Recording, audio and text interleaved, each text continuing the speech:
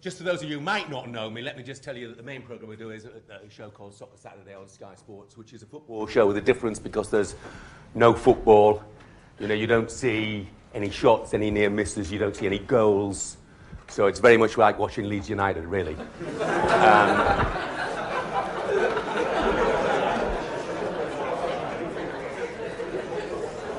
But what we have is a panel of people who tell you what you're missing. So it's an interesting concept. I mean, at the moment, that panel sitting next to me is Matt Letitia. Now, talented footballer, no question about that. It was the Spanish player Xavi who said he's an incredible talent. It's as if he walks past people. Well, he does walk past people because he was such an idle so-and-so that he would never raise a trot. I always thought he would be on television, but I always thought Benefit Street more likely than Soccer Saturday. But, and before that, George Best was there, and the great Frank McClintock and Rodney Marsh was a really spiky character. You know, I'm often asked why people take an instant dislike to Rodney, and I tell them it saves time. On the panel now, we've got Charlie Nicholas and Phil Thompson, and Paul Merson, who is unique to English football punditry, in that he speaks no English. You've seen the programme, you'll know he's hit the beans, I hit the post, the beans on toast, or he's off the Judy, off the bench, the Judy Dench, you know, or what's the score, Merce? It's Desmond, 2-2. He's got complete language of his own, but he is a fantastic character as well. You know, lots of people who I sit alongside really interesting characters and all very different. And one of the other different things about Soccer Saturday, of course, is, you know, whereas we've all heard of malapropisms, we have cami-propisms, which are the speciality of Chris Kamara. The balls just run either side of the post. Or it's 0-0 at half-time, Jeff, but it could easily be the other way.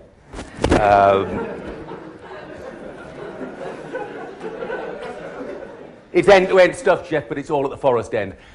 That's Chris Kamara. But look, you know, I can gently poke fun at them all, and then I think to myself, George Best, possibly, you know, the greatest footballer that I've ever seen. Rodney Marsh, ex-England international. Frank McClintock, Arsenal double-winning captain. Phil Thompson, European Cup winner with Liverpool. Charlie Nicholas, ex-Arsenal. Celtic, Scotland, Matt Letitia, ex-England, Chris Kamara, well, Swindon Town, but... And I have to think to myself, how did this happen? You know, I'm a council house boy from Hartlepool. How did I get to mix with these sort of people? I'm a Champions League mates as well, you know, Thierry Henry and Jamie Redknapp and Graham Souness, Glenn Hoddle. You know, how did that happen? And you know, I've been fortunate during the course of the years because I've been to some of the, you know, the great football grounds of the world, whether it be the Nou Camp or the Bernabeu, the San Siro, the Allianz Arena, the Olympic Stadium in Berlin, Victoria Park, Hartlepool. Been to them all. You know, and I've seen some great events. I was working out 5 Champions League finals and 3 Olympics and World Cup finals and European Championships, World Athletics Championships, Wimbledon's, Grand Nationals, derbies. You know, I've been fortunate enough to go to them all and travel the world, whether it be Japan or the States, Australia, Korea, and all at somebody else's expense. So if you bear with me for a little while, I'll tell you how, you know, after 42 years in the business, I became an overnight success. And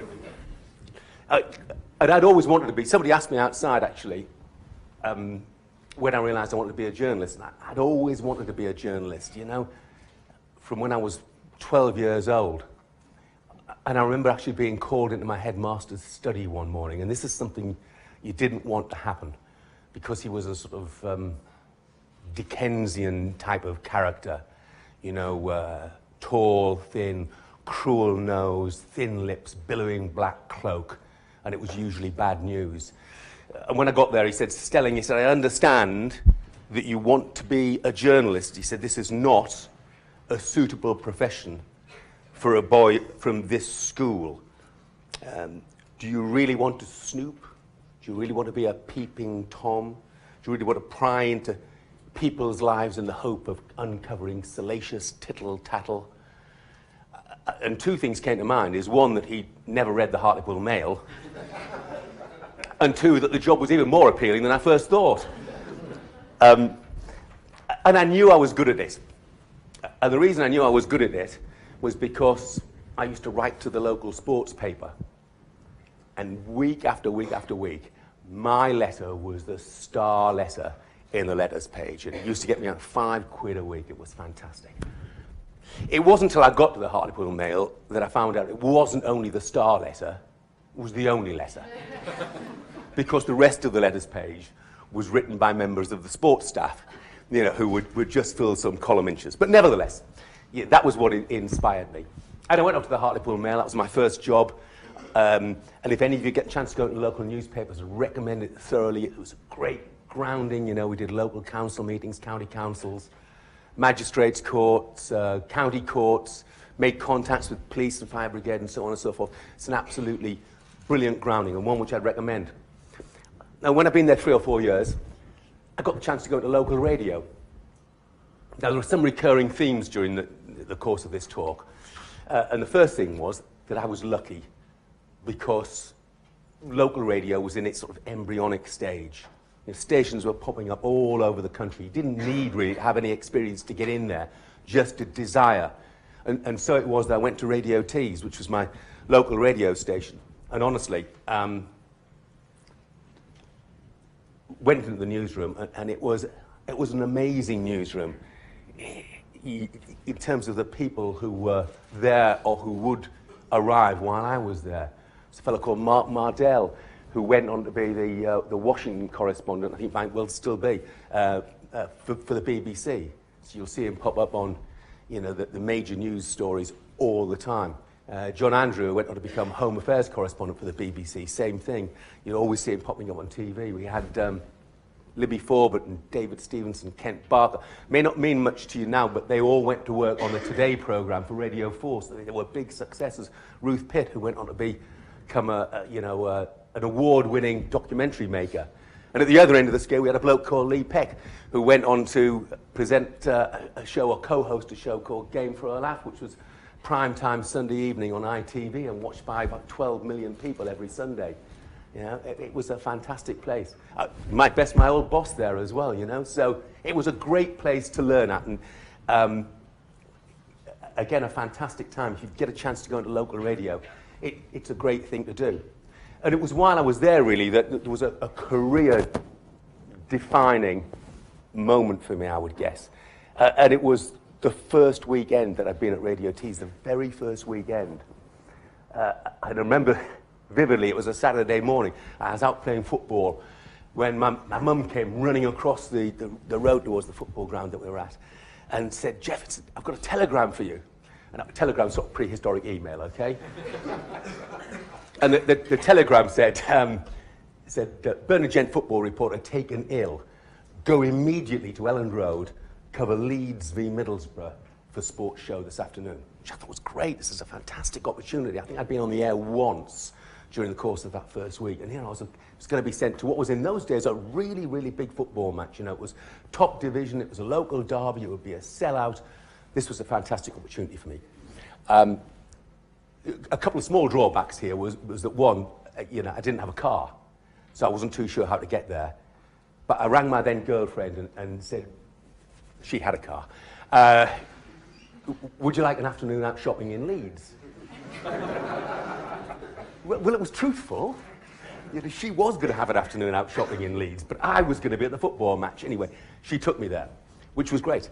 But then some of the basic things, like, you know, they said to me, there'll be a ticket on the gate for you. Well, which gate? I mean, there are dozens of gates. How do you get into the ground in the first place?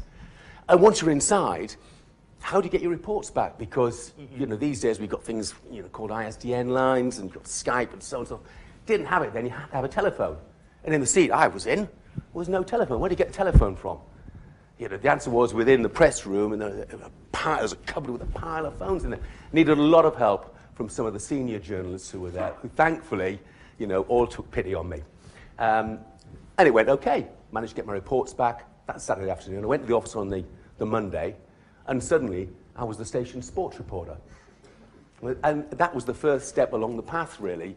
You know, I'd always imagined that I was going to be a news journalist, but that was, your sport was a great love, great passion of mine, and that was the first step. And I absolutely loved it there. But 2 or 3 years later, I got a call from a national radio station, which was LBC-IRN, which was in a place called Gough Square. It's just off Fleet Street, you know, and every budding journalist in those days wanted to work in Fleet Street. So this was my chance. And they got a vacancy for a sports reporter, and they offered me the job. And I thought to myself, well, yeah, I love it here. We just bought a new house. It's a 4-bedroom house overlooked the golf course, and it had a toilet upstairs and downstairs. And I thought, what more could anybody want? And I said, no, I don't think so. Don't want it. Thank you. 6 months later, they rang again, and the guy who'd taken the job, I decided it wasn't for him. Well, I thought to myself, you know, they're not going to come back a third time. So I decided that we would swap our 4-bedroom detached house overlooking the golf course with an upstairs loo and a downstairs loo for a 1-bedroom flat in the North End Road in West Kensington with a tin shower in the corner, a TV that took 50 pence pieces, riot police outside because it was the summer of some race riots in 1981, and a punk rock band upstairs. And I hated it. I hated it with a vengeance. And in fairness, London hated me as well.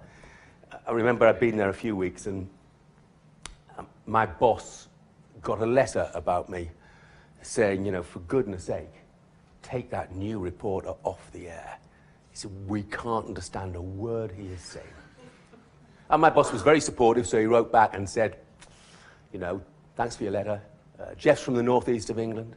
I'm sure you would agree that regional accents in this day and age should be encouraged. Well, our correspondent was going to have the last word, and he wrote back again and said, I agree regional accents should be encouraged in this day and age, but speech defects should not. It wasn't very welcoming. I hated it. I mean, I hated it so much that I remember applying for a job in Bristol. I just was desperate to get out of London. And I went down for the interview in Bristol, and arrogantly I thought, I'm going to get this job, you know. I'm working for a national radio station. I want to go back to local radio. I'll get this job.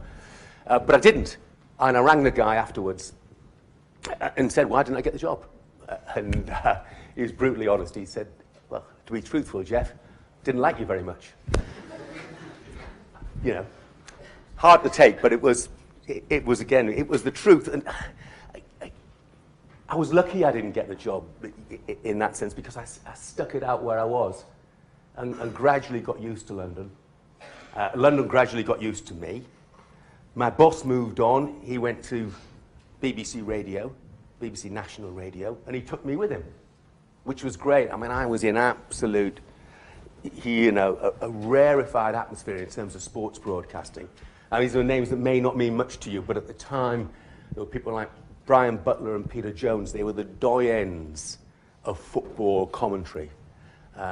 Desmond Lynam, who, you know, was the best sports presenter in the business, no question about that. James Alexander Gordon, who read the football results, and I was there working with them all. It was absolutely fantastic. And after 2 or 3 years, I presented lots of stuff, you know. I presented soccer specials in the evening and so on and so forth. But then the main job came up. It was their flagship sports program on Saturday afternoon. You know, national radio needed a new presenter. I thought that would suit me down to the ground. So I applied for it, and a couple of weeks later got a call from my then boss asking me to come in and see her. And she told me I hadn't got it. I hadn't got the job. She'd got somebody better. And she might have been right, actually, because John Inverdale, who's a fantastic broadcaster, was the man who got the job, and I didn't. But at the time, I was a bit miffed, to say the least. So I met a friend of mine, an acquaintance, really, at a press conference a few weeks after that. And I'd known him through local radio. But now he was at TVAM, which was the forerunner at GMTV. and he was the deputy sports editor. And he said to me that day, he said, ever thought about TV? Too difficult to get into, don't know how to get into it. He said, I'm the deputy sports editor. He said, if you want to come and work for us, I'll get you a job. And he did. And that was my first step into TV. And by the way, I hated it as well. It was a terrible place to work. Absolutely terrible.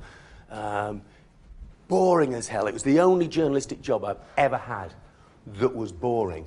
We used to go in for an overnight shift. It's obviously breakfast television, all the work's done during the night, or a lot of it. And I would get there at 9 o'clock in the evening. And my sole job for a week of overnight shifts would be to write a 2-minute sports bulletin. And I had 10 hours to do it till the following morning. 2-minute sports bulletin. The big question was whether you did it in the first hour between 9 and 10, or you wait till 5 or 6 o'clock in the morning. It was terrible. And they gave no prominence to sport whatsoever. I mean, our only sports programme went out at 6 a.m. on a Saturday morning, so you can imagine just how many people would watch that. It was a shocking place to work. I was absolutely desperate to get out of it. It's not a great recommendation, is it, so far? How many places have I hated or been desperate to get out of? But it was, we were poor seconds to Roland Rat at the time, so you had to get away from there. And I did. I got away by going to satellite television, which again was a coming thing. Obviously, there was Sky on one hand, you know, with the great God Rupert Murdoch, and there was British satellite broadcasting on the other hand, who were the squarial people. And I got the chance of a job at British satellite broadcasting, and I wanted to be a presenter. And I wanted to be a presenter on the sports news channel. So again, I applied. The guy who interviewed me was head of sports news then, was a bloke called Vic Wakeling. And I didn't get the job. There were 3 jobs going, didn't get one of them. But he decided that he would offer me a reporter's job. Not really what I wanted, but look, it's a foot in the door, so I'll take the reporter's job, that's fine. A month later, he rang me again and said, Jeff, he said, been looking through your show reel. He said, to be honest, he said, you are going to be wasted being a reporter. He said, you should be in front of camera being a presenter. So I said to him, who's quit? And he said, well, he said, there's a guy called Steve Smith who was going to be one of our 3 main presenters who's decided he wants to stay in Wales and not come.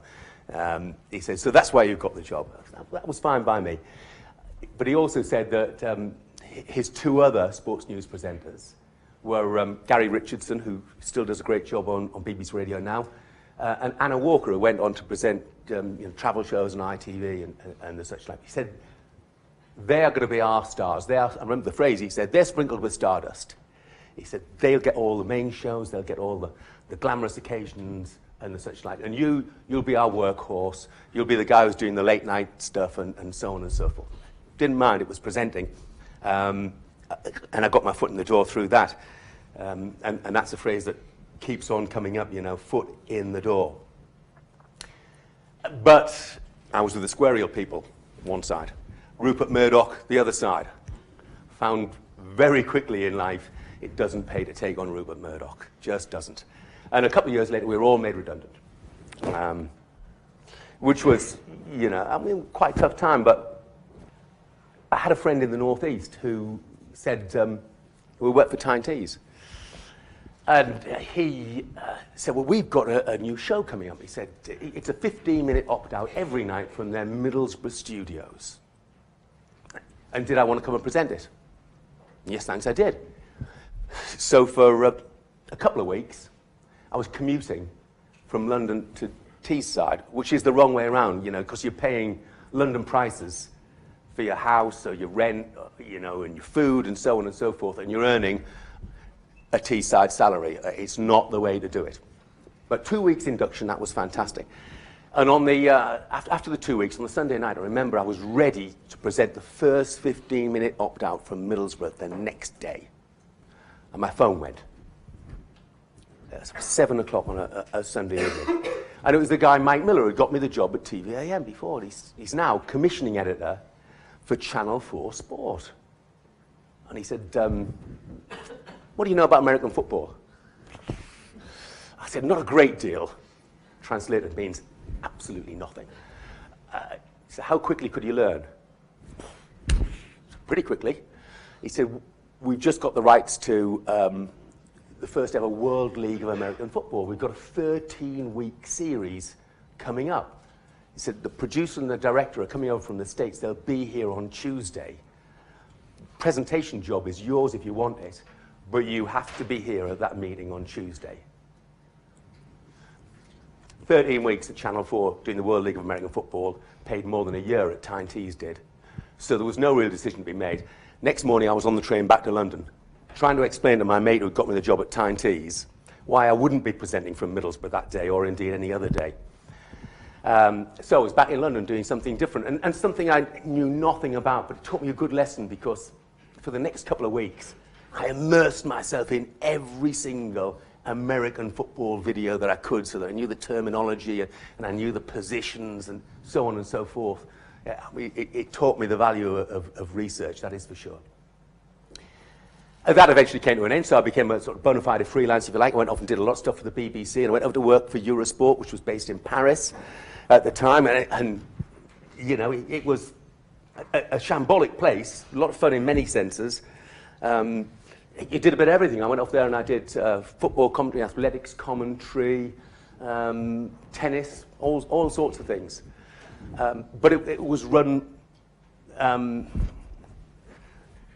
by a French head of programming and really didn't understand the ins and outs of it. So, you know, for instance, 7 o'clock in the evening, I might be doing, you know, tennis live from Rome. This is Jeff Stelling, tennis live from Rome.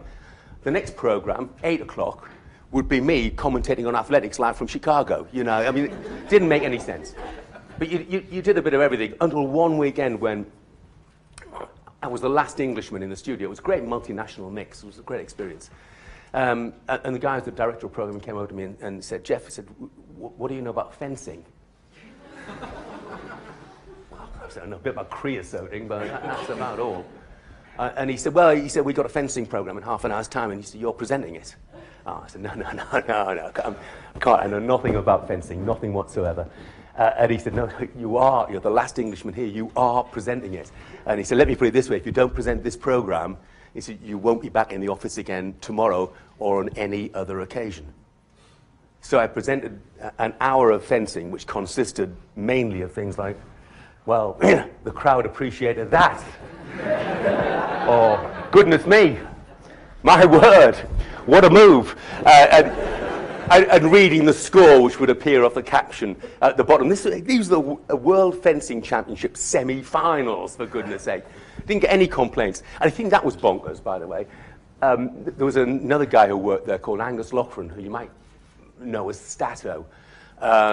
He used to be there at the same time as me. They did the same thing to him, but it was with ice hockey. And he'll tell you this story is absolutely true.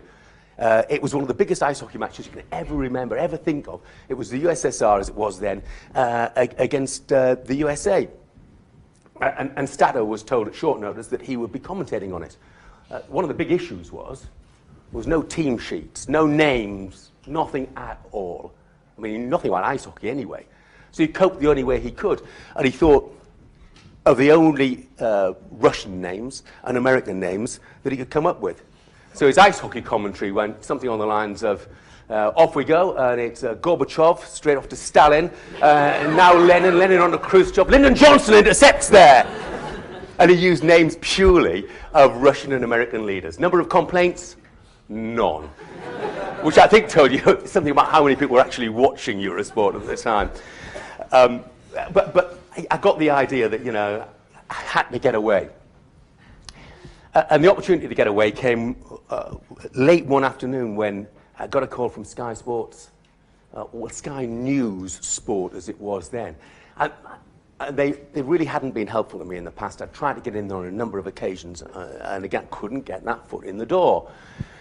So Andy Cairns was the guy's name, and he rang me when I was in Paris one early evening and said, do you want a shift presenting the sports bulletins on Sky News? And I said, yes, please, I definitely want that shift. And he said, okay. He said, be at Sky at 4:30 tomorrow morning. And I was in Paris. I said, fine, I'll be there. got the last flight out of Paris that night, back to London. I didn't even know where Sky was, to be absolutely honest, at the time, but found the studios, eventually got inside, and it was a one-man band operation by then. In those days, you're there at your desk at 5 o'clock in the morning. You had to write pieces, edit film, go to makeup, get yourself dressed, do the lot. So it was a real baptism of fire. I remember going to the studio. The first bulletin was 6:20 in the morning, and there was the great Bob Friend, who was one of the best broadcasters and best guys you'd ever meet, who was one of the hosts, and a little Miss Mischievous called Penny Smith, who used to be there as well. And Penny's idea of fun, by the way, was while you were reading your sports bulletin, she would put her hand on your thigh under the desk and stroke your thigh up and down in the hope that you would crack up live on air. She did it absolutely all the time. She was an absolute minx. But I was there. I'd done a shift, and I was in, and I was through the door. I did a lot of freelance work there, and then eventually there's a guy called Matt Lorenzo who left to go to ITV, and they rang me, offered me his job, and that was great. And eventually I went on to do more and more sport for the main sports channels. Just as I do Soccer Saturday now, I co-presented the forerunner of that, which was a show called Sports Saturday. And just as Soccer Saturday is a football show with no football, so Sports Saturday was a sports show with no sport, none at all. We had no rights to anything. So we would have things, like, I remember one day we had a group of synchronized swimmers come in and do their routine in the studio. I mean, no water, of course. And that was our idea of a sports show. Near Christmas, I remember we used to, I don't know how we got away with this, but we used to promote the toys, the new toys that were on sale at Harrods. And I remember one Christmas in particular, we had Alan Lamb, the former England cricketer, throwing balls at my head as I tried to catch them on my Velcro skull cap. And I think it was at that stage I thought, my career's not necessarily going the way I want it to.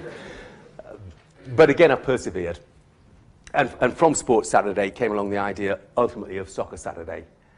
And it was my old boss, Vic Wakeling, who decided that probably wasn't good enough to present their sports bulletins at British Satellite Broadcasting, was now in charge at Sky Sports. And he said to me, look, Sports Saturday, we want to turn it into a football programme. 4.5 hours initially it was going to be. He said, do you think we could maintain chat about football and scores for 4.5 hours? Nothing else, no other sports. I said, it depends. I said, you really need somebody who is going to be absolutely immersed in the sport. Who's going to get his head stuck in the statistics, who will know the game inside out, who can keep the thing going, and such like. And he said, any idea who that might be? And I said, there's only one person for this job, Vic. What I meant was there was only one person daft enough or desperate enough, and that was me. And consequently, that was how I got to do Soccer Saturday, and that was, 20 years ago now, and it's been a fantastic... Nobody believed that it would work, but it has, and realistically, while there's football at 3 o'clock on a Saturday afternoon, there's no reason why it shouldn't go on working. And I got, there was icing on the cake. I got a chance to do Champions League. I mean, I even got a chance to do Countdown for 3 years, just down the road from here for the first year, working in Leeds, And again, there was an element of good fortune in that, because the head of Channel 4 afternoon programming, was a lady called Helen Warner. She's a fantastic woman. But she didn't want me. She didn't have a clue who I was for a start. She's not a football fan. But the Countdown producer, who's a great character, is a guy called Damien Eadie. He lives in Leeds, in actual fact, and if you've never met a Countdown producer before, you've probably got a vision in your head of, a sort of elderly bookworm or something like that. And Damien Eadie is a leather-jacketed, the least politically correct person I've ever met in my life. Who's also a big football fan, Blackpool fan, and he wanted me, okay? But Helen Warner wanted, I'm not telling you any secrets or anything, Helen Warner wanted Alexander Armstrong, so that was fine. And Alexander Armstrong went along for a screen test. And he alienated people because as soon as the signature tune ran, at the end of it, when it goes, first thing Alexander Armstrong said, well, that's got to go. So we're not having that tune. So it needs to be something much more modern. Now that was, that was like the man who shot Bambi, really, He'd alienated the production staff, and he'd alienated Damien, he'd alienated Helen Warner as well. So the following week, after a weekend with Damien and with Rachel Riley, looking at everything that could possibly come up, I did a screen test on the Monday morning and got the job on the Monday afternoon. So again, it was the icing on the cake. It was 3 years of fun, really.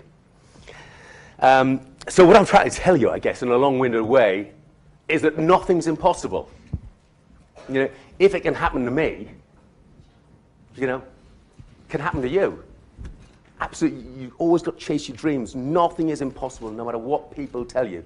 There are a lot of things I think you need. You need a lot of luck. You need a lot of luck. I mean, I was lucky that local radio was growing when I was a teenager. I was lucky that our Middlesbrough football reporter was taken ill on my first weekend in the job. I was lucky that LBC IRN came back to me a second time and offered me a job, having turned it down the first time. I was lucky that Vic Wakeling eventually gave me a job presenting on British satellite broadcasting because somebody had pulled out. I was lucky that he didn't want to come for that job. I was lucky as well, that I got the opportunity to present Soccer Saturday, a brand new programme. The thing about luck is, when it comes along, you've got to grab it with both hands and run with it. I knew, for example, that I was taking a step into the dark by going to local radio. But I was determined to take that step. I knew LBC weren't going to offer me the job for a third time. I had to go when they offered me it. I knew I had to be on that flight back from Paris to get that presenting job at Sky. I knew I would make, or I could make, Soccer Saturday a programme of my own. But I had to fling myself into that body and soul. A lot of that, by the way, was in the way of preparation. There were stories that I used to go to Winchester services on the M3 and do my prep there. And I did, because my kids then were like 3 and 4 years old, and they didn't understand that Dad needed some peace and quiet. So that was the only place I could get some peace and quiet. And it means that, for instance, now I can tell you, because of preparation, that Bournemouth have lost every game this season when they've conceded the first goal.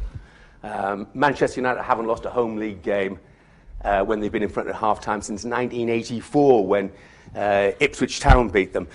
Leeds' only away loss this season has been at Middlesbrough. All of Brighton's 9 wins in the Championship this season have been by 1 goal. And the Hartlepool midfielder Nicky Featherstone has scored once in his last 209 appearances. So it's a sad life in some ways, believe you me, When you come up with something like that, you go, once in 209, fantastic! You're just waiting for that next goal.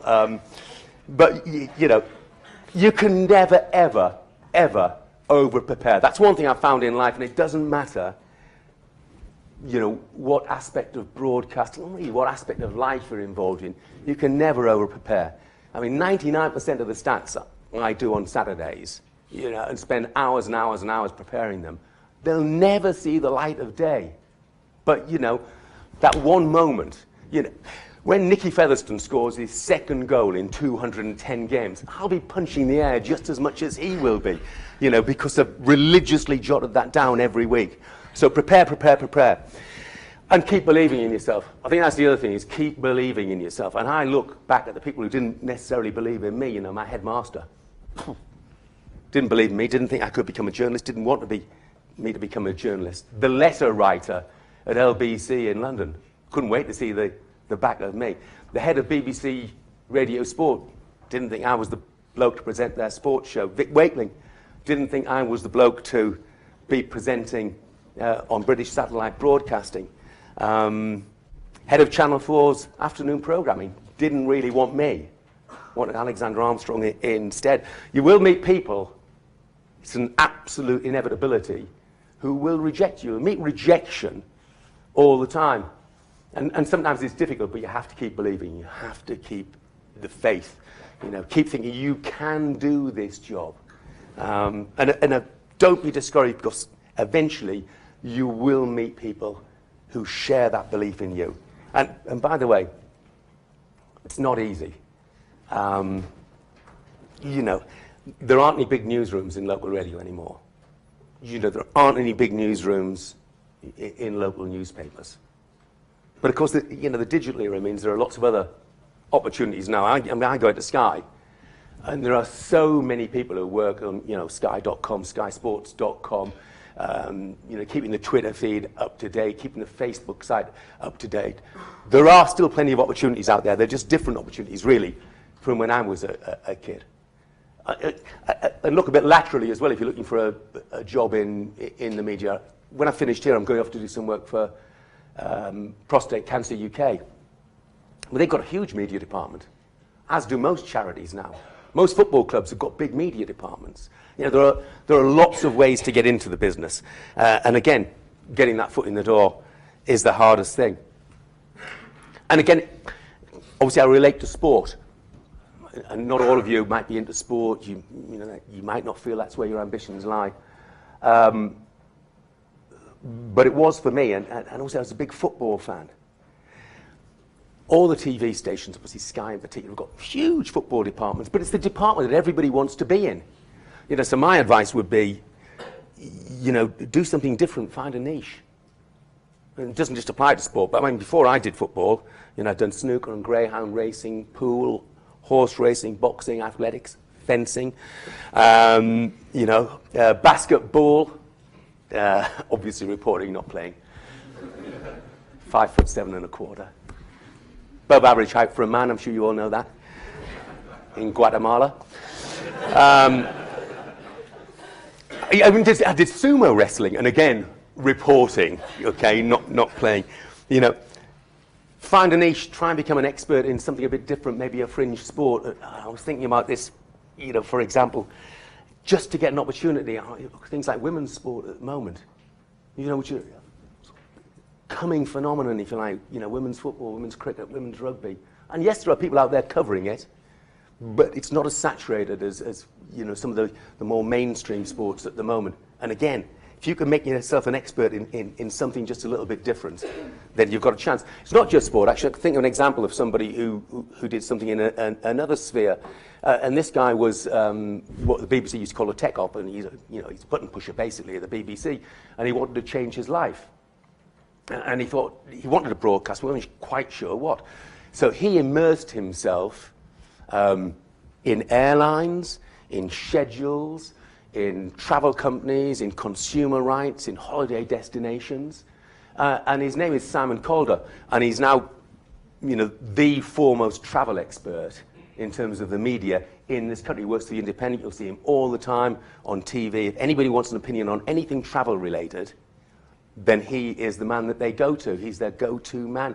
And he did that by finding himself a niche, by doing the work, by doing the preparation. And he's been a fantastic success. You've also got to be prepared to work long hours and be paid an absolute pittance, which you will be at first. You've got to be prepared to make the tea. You've always got to be willing. There's a guy who used to work at Sky News called Gary Hughes, and he started coming in as a 15-year-old doing just those sort of things. He was a runner. He came in for nothing. You know, and if somebody said, you'd go and take this script to so-and-so, you know, go and get the tea, go and park that car, whatever. Well, he wouldn't park the car at 15, but everything else he would do. And now he's head of Sky Sports Football.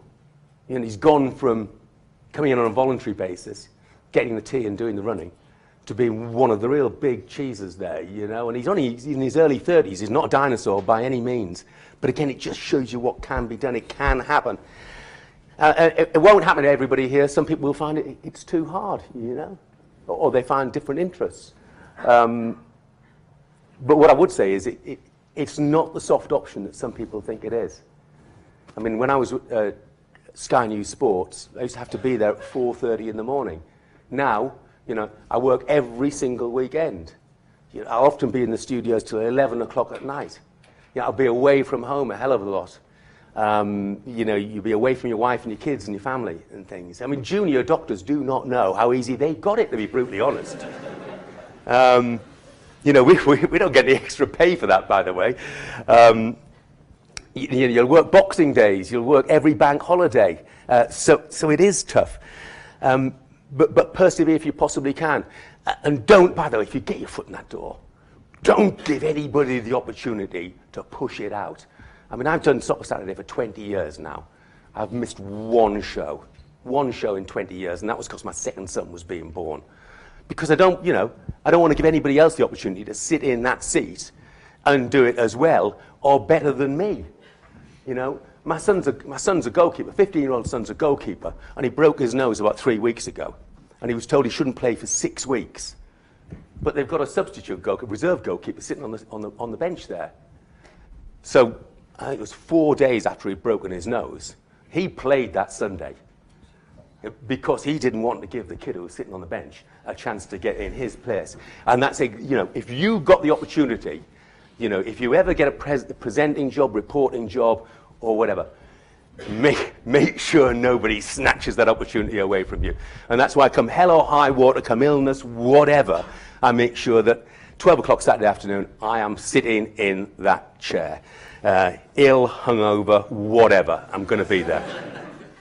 I tell you, those of you who do persevere, you know, whether you want to be a written journalist, whether you want to be a broadcaster, whether you're going to head off to work in new, evolving media outlets, this is the best job in the world, the best career in the world.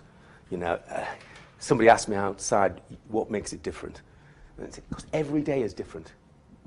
You turn up at your newspaper office or your TV station, whatever, you don't know what's going to happen that day.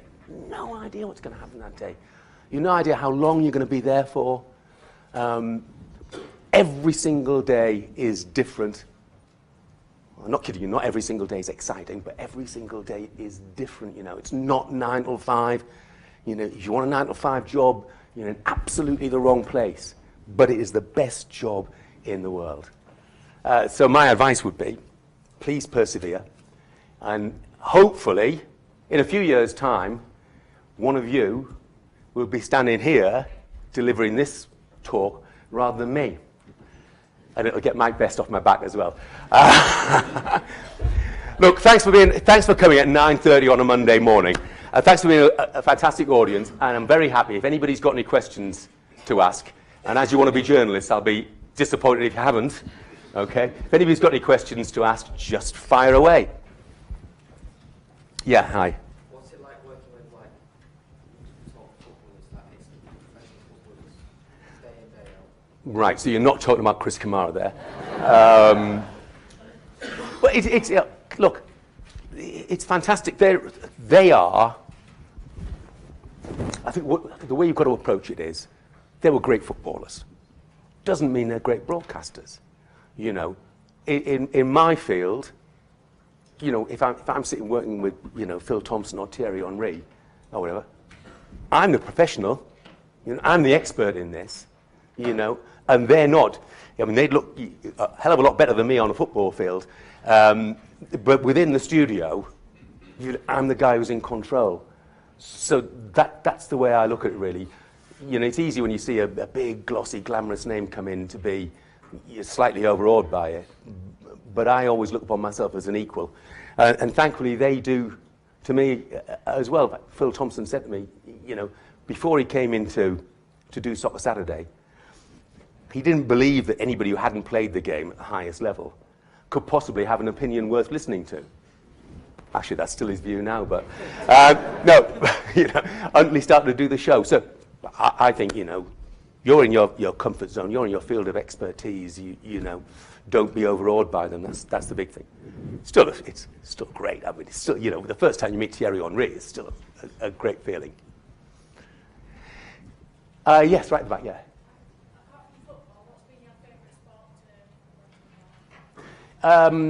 Favourite sport to cover was, well, there's lots of sports that I loved. I loved doing horse racing, partly because At the time, we used to have during the summer months, we used to have a racing show every night, every single night. We always did it from the course.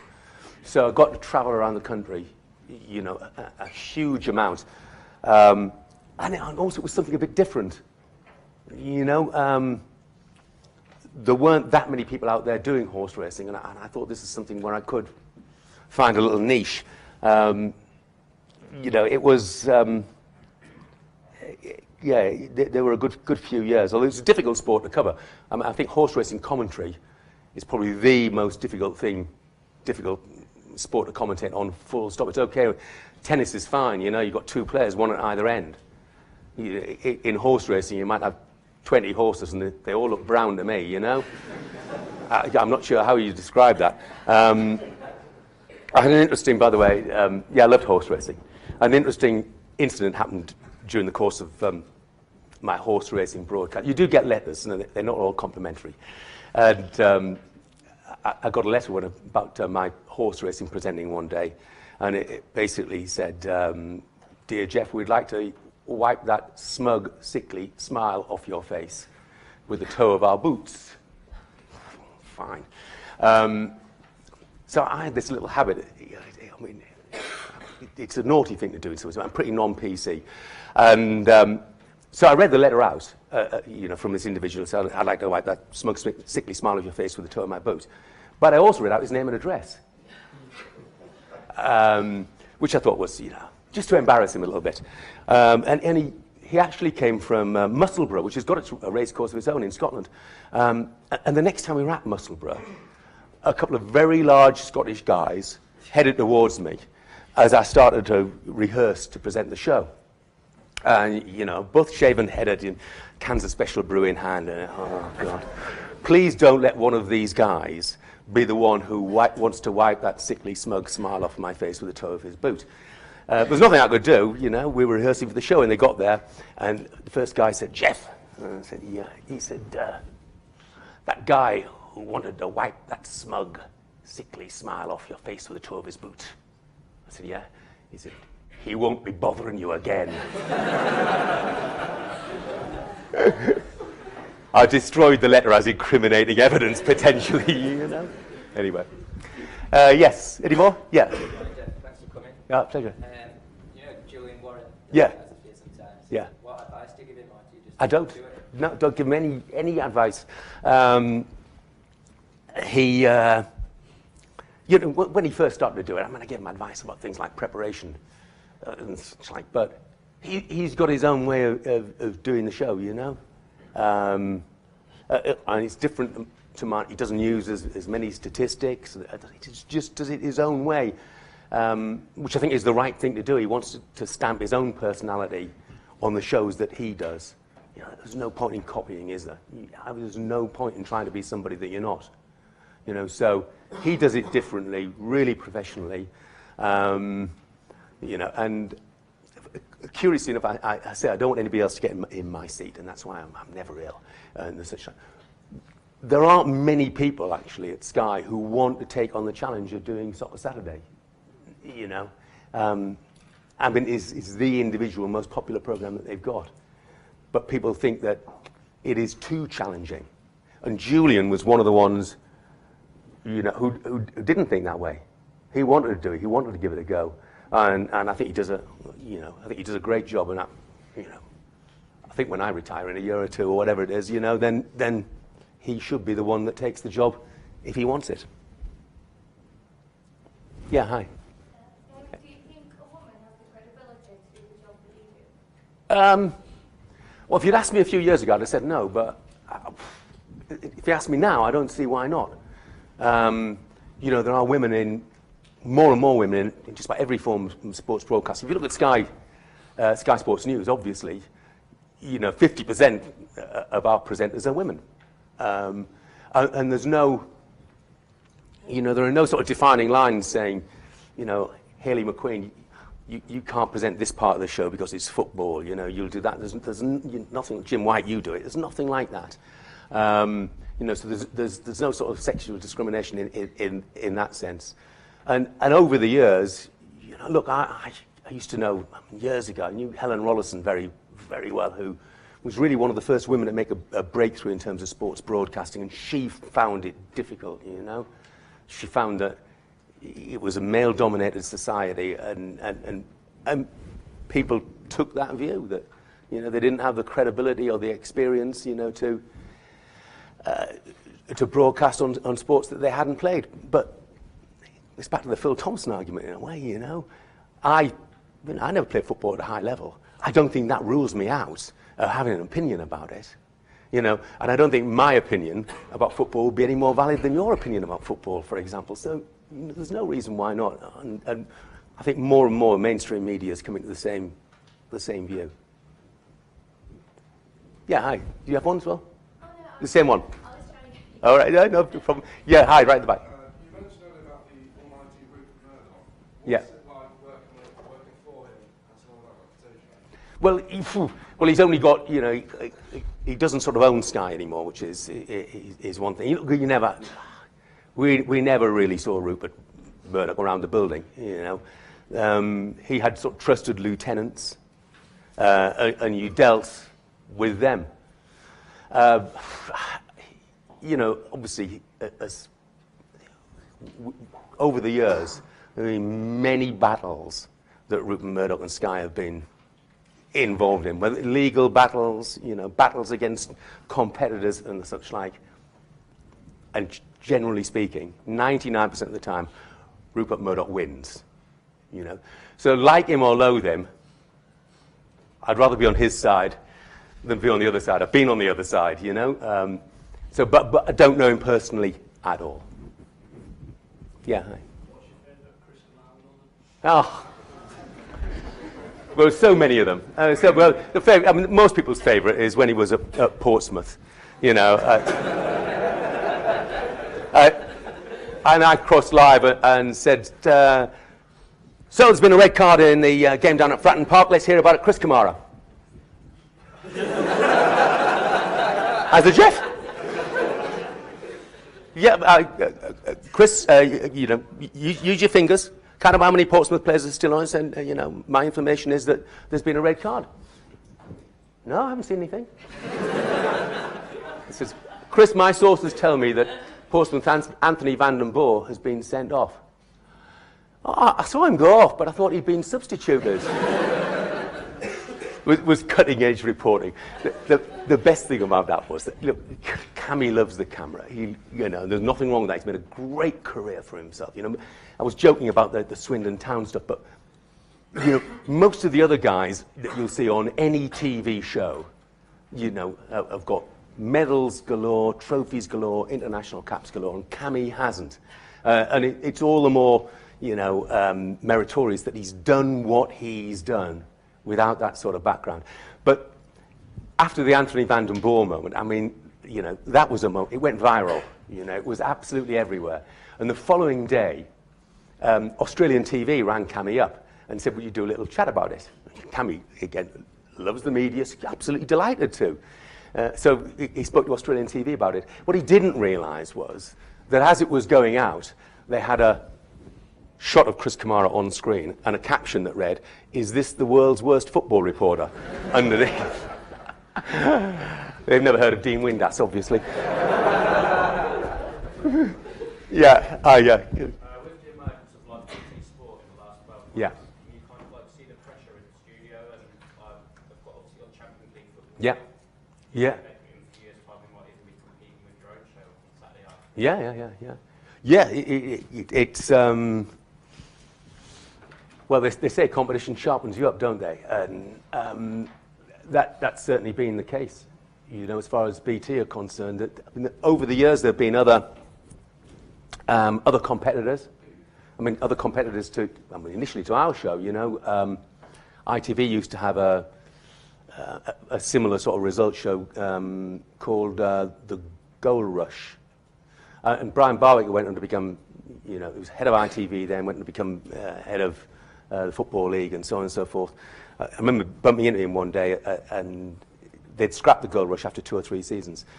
And he said there was no point. He said, we go to football grounds and all we would ever see is your show. He said, I'd walk down the high street and past Curry's and all we ever see on TV is your show. You know, so we've seen off competitors before, but BT, yeah, I mean, everybody at Sky respects what they do. You know, they've got a huge chunk of football now. You know, obviously they've got some Premier League, all the Champions League, Europa League as well. So they are a major rival. There's no question. Everybody at Sky understands that. And it was inconsequent when the last Premier League bid came round. You know, I tell you what, if you work for the Premier League, you're in dreamland. So because, you know, you've got Sky there, you've got BT there, you've got a few other companies around the fringes as well. You're in dreamland because you know that the price for your product is going to go sky high. And in the case of the Premier League, Sky knew that they could not afford to lose the Premier League. So our bid was such that, you know, there was no way BT would beat us. And it you know, I'm sure Sky won't mind me saying, you know, it has consequences. You know, there are lots of things at Sky at the moment that are being streamlined to make way for the Premier League because it costs so much. So, yeah, they are major players, BT, no question about that. And whether they ever want to do a Soccer Saturday style program, I don't know. They try and do a similar thing with the Champions League, you know, whereby they've got a panel looking at the games coming in. I don't think that works personally. You know, I don't think it works simply because all of those games are available on BT. So why would you want to watch people talking about 8 matches, most of which don't involve, I'm very parochial, most of which don't involve British clubs. So I don't think that really works. I don't know they've got any plans for a Saturday afternoon show, but they are, yeah, respected rival. Yeah, hiya.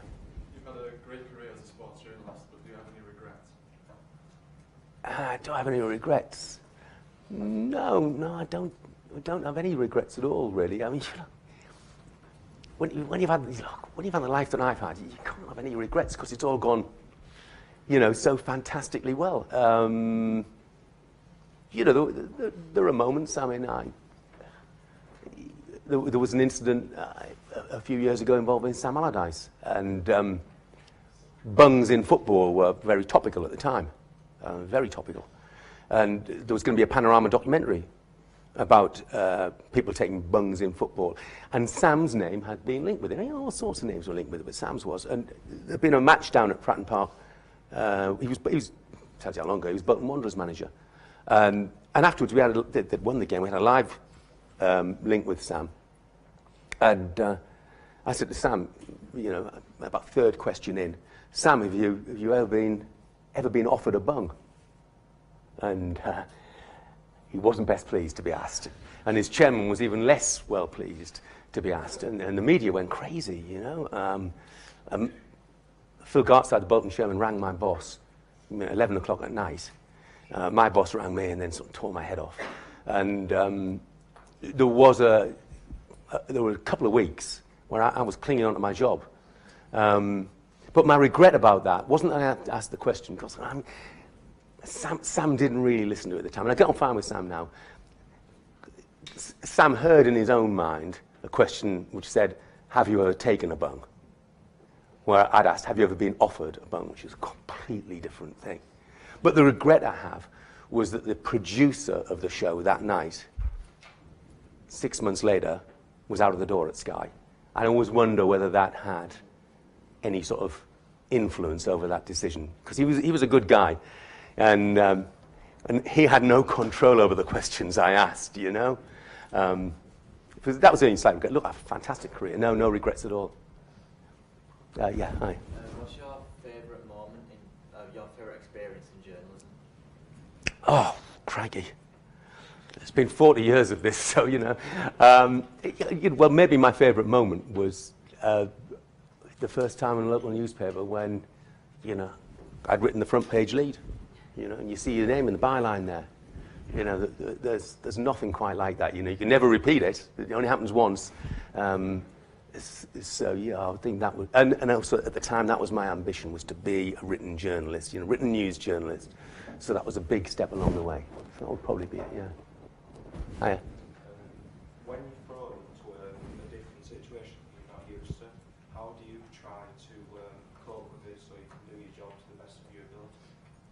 Well, again, I mean, it depends, you know, there aren't, in sport, you know, you're prepared for most things. I mean, thrown into different situations, there's you know, an example of that would be what's happened in Paris over the weekend. And people there, I don't know, you click into sort of professional mode. I remember one of the few things that, enjoy is not the right word, but one of the few satisfying things when I was at TVAM was an air crash. I mean, it was a terrible occasion. It was a Kegworth air crash. And I was working on sport, but suddenly it was all hands to the pump working on this massive news story. And I hadn't done news for quite a number of years. But, you know, that grounding, that training, you know, that professionalism, it just clicks in, you know what's required, you know. If you've got a good grounding in journalism, whether it be here or local newspaper or whatever, you know what the top line is. You just do. It's like riding a bike, you don't forget. You know, you can still pick out that top line. And I think that's what happens, you know. I mean, I was talking to Mike beforehand, you watch the events unfolding in Paris over the weekend. And as a journalist or a broadcaster, you can't help but watch the performance of those who are broadcasting at the time.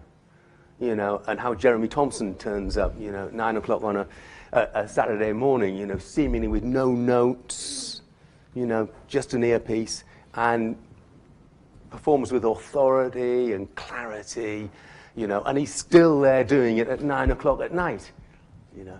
It's the journalist, the broadcaster, and he just takes over. Any more? Yeah, hi, mate. What's your favourite moment just on Saturday? Well, been lots of them. I mean, one of them was when Manchester City won the, you know, Premier League title in 94th, 95th minute. Oh, yeah. And Paul Merson was at his best. You know, City players are piling on top of each other. Oh, they're giving each other love bites and everything. Of course, that was the game that Joey Barton was sent off in, and as he was sent off, he tried to headbutt somebody else, and Merce said during the course that he said it's like Platoon out there. You know, it's bodies everywhere. So that would be one of them. Many years ago, it was one of those moments that you plan for, but you don't ever think it's going to happen. You know, like Nicky Featherson scoring his second goal in 209 games. It was the last day of the season, and last days are always really important. I mean, you've got to get it right. You can't say somebody is relegated when they're not. So, you know, it's a desperate mistake. So it would be in the late 90s when Scarborough and Carlisle United were battling to avoid the last relegation place from the Football League. And Carlisle had taken on a goalkeeper called Jimmy Glass. And I knew about him because Hartlepool had been involved in the relegation battle as well. And it was my view that he shouldn't be allowed to play for Carlisle because it was meant to be an emergency loan. And it wasn't an emergency in my view because they'd sold their previous goalkeeper. You know, they'd made that decision. But anyway, I knew all about Jimmy Glass, absolutely everything about Jimmy Glass, just in case we were involved in that relegation fight. We weren't. But Scarborough's game had finished first. And as it stood, unless Carlisle scored, Scarborough would stay in the Football League and Carlisle would go out. And we had pictures coming in from Carlisle of the match. And of course, it's the 95th minute or whatever, and the goalkeeper, Jimmy Glass, has gone up for a corner in the 95th minute, and he scores. And Carlisle stay in the Football League, and Scarborough go out. And I knew everything about Jimmy Glass, from his birthday to the number of kids that he had, you know, to what he liked to eat. I knew the lot, and it was great. I mean, you know, for a couple of minutes, it was, you know, all of my dreams come true. All that preparation had paid dividends. It was fantastic. I mean, I had a similar incident with Gareth Jellyman, who played for Boston United, something like that. And don't ask me why. But I'd looked through his career, and he played for like 15 years, and he'd had one yellow card. Oh, that's a real shame, because if he was to be sent off, I could say Gareth Jellyman sent off. You know, let's hope he hasn't thrown a wobbly. And it's never going to happen. It's never going to happen. Never going to happen. But suddenly, one week, at about 4:45, all the results are coming in. Manchester United, you name it, all coming in. And suddenly, Boston United, Gareth Jellyman, sent off. And again, I felt like punching the air. You know, to hell with Manchester United or Liverpool or whatever. I was going to get this line in. Gareth Jellyman of Boston United has been sent off. Let's hope he hasn't thrown a wobbly. And bang, that was it. It's a pathetically satisfying moment, you know. I managed to write a book with that. That was the title, Jellyman's thrown a wobbly, you know. So, anyway. Yes, Sam. Talking there about preparation, do you find it easy to immerse yourself with everything? So, for example, if you're hosting a chart music show, Yeah. just as an example, would you find that as easy to research as you do with football? Yeah, why not? I mean, why not, you know? I mean, within Soccer Saturday, we sometimes, for instance, with music, occasionally make a musical reference and such like, which means a bit of research in it beforehand, you know. I would just a little bit. I would give you an example. If you watch Soccer Saturday, you'll know the terrible corny lines that come out of the show. There was a team, Stelling Albion, last year, who had 4 players in, all called Smith. I can't remember the names. It was Chris Smith, Darren L. Smith, and Gordon Smith. You know, the Smiths. And they were relegated. Heaven knows they're miserable now. You know, that's the... So, yeah, but look, I think, honestly, any walk of life, and not just journalism, I think any walk of life, preparation is just hugely important. You know, pilot doesn't get on board a plane, does he, you know, and I think, okay, I'll just fly this thing. You know, there's check, you know, preparation all the time, you know, whatever walk of life.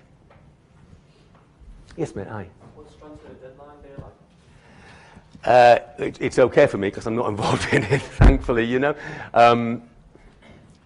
Well, it's become a special day for Sky, you know, and particularly for Jim White, you know, it goes back to finding a niche, doesn't it, in some respects, because, you know, Whitey has made that his own, and in the same way, you know, as I wouldn't be in that seat on a Saturday afternoon, you know, come hell or high water. Transfer deadline day, Jim White will be there, you know, probably wearing his yellow tie or whatever. And he's made it his own, and he's made it an event, a twice-yearly event.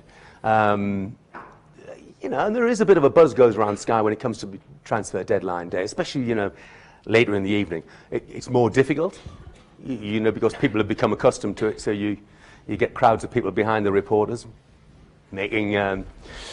making remarks that they think are funny, but the nation in general would not enjoy hearing. So that's tricky. This transfer deadline will be really interesting because January will certainly be the biggest transfer deadline day ever because of the significance of staying in the Premier League next season when money is absolutely huge. So everybody down there will be spending big to try and make sure they can stay in there. But, you know, I'm glad it's only twice a year. You know, because it's manic, but I enjoy sitting at home and watching it. So. Hi, guy in the red, and I'll come back to you, yeah. Oh. Well, that's really hard to say because there's so many of them offer different things, you know. I mean, Phil Thompson's a big mate of mine, he's always got an opinion. You know, Jamie Redknapp I like a lot. If you look back, you know, Roddy Marsh did what he was intended to do in the early days of the show. They wanted him to be controversial. They wanted him to be spiky. So I enjoyed working with him. And George Best was a legend. You know, I mean, George was the quietest man on earth when he was on the panel, so it wasn't easy in that sense. But I was always aware that this was George Best, and I was sitting next to him. You know, it's just. So lots of different people, really. Sorry, it's not a straight answer, but yeah. Hi, mate. Hi. How would you say the opportunity to work in journalism will be limited? How would I what? Sorry, say again. How would the opportunity to work in journalism, like graduates, for example, be like? Would it be limited, or is it? Well. I say that. I mean, the thing is now, it's just different than it was in my day. You know, there were opportunities in journalism. And there still are. You know, still are, but they're just in different spheres, that's all. You you know, I remember doing something like this, you know, a couple of years ago at Teesside, and a girl came up to me afterwards and asked me X, Y, and Z. And for instance, I mean, she's working in the boxing department at Sky now. You get kids who come in, some straight from school, some who are graduates, might come on work experience, you know, and get their faces known. I think that's the same right across the business. You know, you get there. You're in an incredibly advantageous position once you're inside the door. You know, because obviously then jobs are advertised internally as well as externally, but more often than not, they'll go to an internal candidate. So there are still opportunities. I think the big thing is what I was trying to say was, you may not see it as the ideal opportunity, you know. Your first job in the media might not be, you know, what you'd imagined. It might not be that perfect job. But I would say to you that the importance of getting your foot in that door just outweighs anything else. You know, that's the first thing. Get in. You know, if you love football and somebody offers you a job doing hockey, you know, take it. Get in the door and go from there. There are probably, you know, just as many opportunities now as there have been in years gone by, but just different opportunities, that's all. One final question. Hey, mate. Yeah. You're all right, mate. How you doing? All right, Yeah. So, in terms of preparation, I know it's really important, like including research and everything. However, compared to your first live TV show and now, what's different in the way you prepare? Is there anything different? Yeah, I do a lot more of it. Yeah, I mean, a lot more of it. You know, when I first started to do Soccer Saturday, I mean, I felt I could come into the offices on a Friday, and I do all my preparation on Friday. But now, I tend to start it on Wednesday. You know, I'm doing Wednesday and Thursday and Friday. You know, and I've recorded every single football program, whether it be the Football League show or Match of the Day or whatever, and make sure I've seen all that. We didn't do that in the early days. I remember we had a Scottish deputy head of sport at Sky. And when it came to Scottish scores, you know, I used to just read what it said on the video printer, basically. Knew nothing about the clubs, nothing about anything. Why don't you just learn the name of the grounds, you know?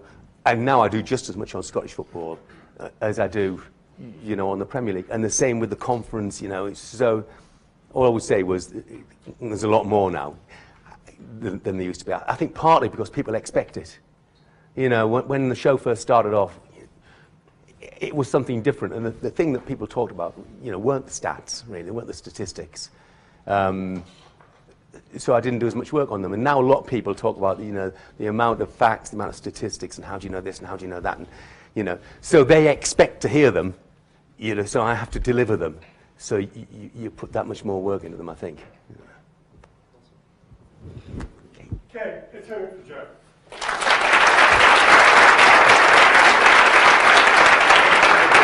Cheers, mate. That was okay. Thank you.